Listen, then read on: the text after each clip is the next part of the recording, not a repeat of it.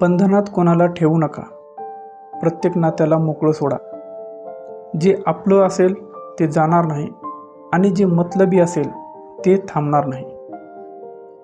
आपण कोणासाठी काय केलंय हे जसं लक्षात राहतं, तसंच आपल्यासाठी कोणी काय केलंय हे लक्षात ठेवत चला, म्हणजे जगणं अजून सोपं होईल. जे मनापासून आवडतं ते हृदयापासून जपायचं असतं. जर गुलाबाच्या फुलाचा आनंद घ्यायचा असेल तर त्यातील काट्यांचाही त्रास सहन करण्याची हिंमत ठेवावी लागते. माझं कर्मच माझं भाग्य आहे या विचाराने आणि विश्वासाने काम करणारा कधीच हरत नाही. सुखात आठवण नाही आली तरी चालेल, परंतु दुःखात सर्वप्रथम जी आठवते ती खरी जवळची व्यक्ती असते.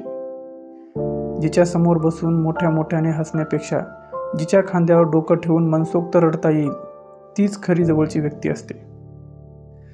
सारी दुनिया विरोधात गेली तरी चालेल, मात्र ती व्यक्ती सोबत हवी असे ज्या व्यक्तीबद्दल वाटते तीच खरी आपल्या जवळची व्यक्ती असते. अशी ही जवळची व्यक्ती सगळ्यांच्या आयुष्यात असते.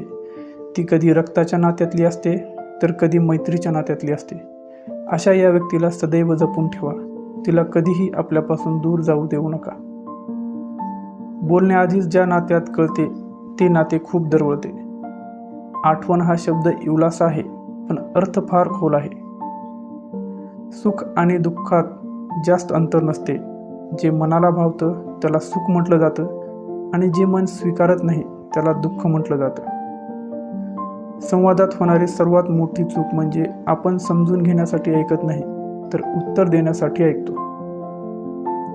शहाणपणाचे प्रदर्शन करणारा पोपट कायम बंदिवान होतो. चांगलं काम करणाऱ्या व्यक्तीला नेहमीच अडचणींचा सामना करावा लागतो, कारण फळ देणाऱ्या झाडालाच दगडाचा मार खावा लागतो. आपल्या नशिबाने आपल्याला जेवढं मिळतंय तेवढं आनंदाने स्वीकारावं आणि रुबाबात जगावं, परंतु कोणाच्या नशिबातलं कट कारस्थान करून बळकावू नये.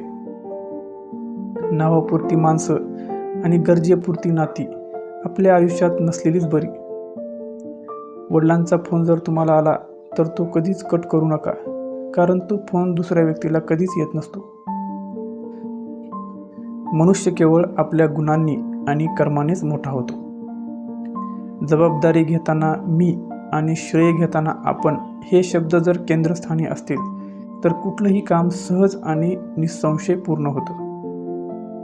खोट्या ज्ञानापासून सावध राहा, कारण खोटे ज्ञान हे अज्ञानापेक्षा जास्त अपायकारक असते. चांगले कर्म करणारी व्यक्ती ही तुकाराम महाराजांच्या गाथेप्रमाणे असते. कुणी कितीही बुडवण्याचा प्रयत्न केला तरी ती तरून जाते.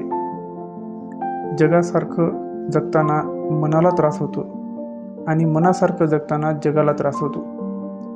जीवनाच्या शर्यतीत कधीच कोणाला हरवण्यासाठी पळू नका. पळायचेच असेल तर स्वतःला जिंकण्यासाठी पळा. शब्दाचे घाव शिवण्यासाठी कुठलाही धागा अस्तित्वात नाही, म्हणून शब्दाचा वापर जाणीवपूर्वक आणि विचारपूर्वक करा.